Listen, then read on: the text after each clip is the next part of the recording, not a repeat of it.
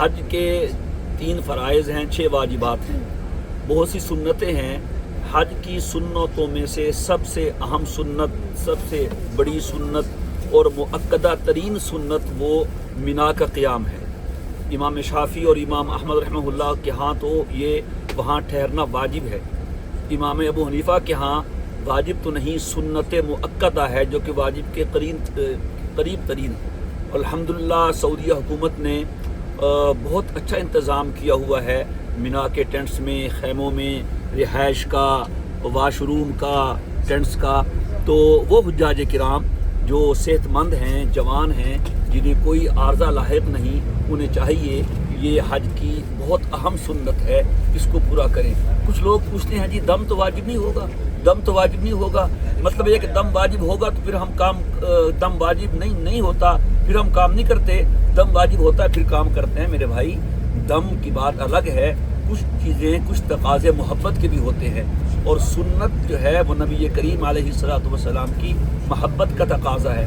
فرض کو پورا کرنا اللہ تعالیٰ سے محبت اور اس کے حکم کو پورا کرنے کا تقاضا ہے، اور سنتیں بجا لانا، ہر موقع کی سنت کو پورا کرنا، کھانے کی سنت ہے، پہننے کی سنت ہے، پینے کی سنت ہے، سونے جاگنے لیٹنے کی سنت ہے، یہ حضور سے محبت کا تقاضا ہے۔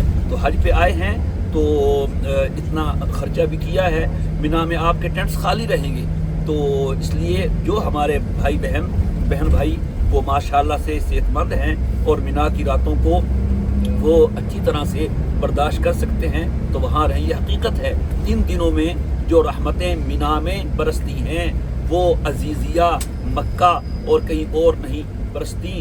تو نبی کریم علیہ السلام نے 8 سے لے کے 13 تک عرفات کو بیچ میں نکال کے یہ سارا آپ نے قیام منا کی وادی میں فرمایا ہے۔ تو اس واسطے علماء نے لکھا ہے کہ حاجی کو چاہیے کہ وہ اس سنت پہ بھی عمل کرے اور یہاں کی برکتیں حاصل کرے۔ اللہ تبارک و تعالی تمام حجاج کرام کو وادی منا کی برکات سے مالا مال فرمائے، اور جنہوں نے حج ادا کر لیا ہے اور کچھ مناسک باقی ہیں، اللہ باقی مناسک بھی آسان فرمائے، اور ہم سب کے حج کو مقبول مبرور فرمائے، اور ہماری اس حاضری کو آخری حاضری نہ بنائے بلکہ اللہ تعالیٰ بار بار کی حاضری ہم سب کو نصیب فرمائے۔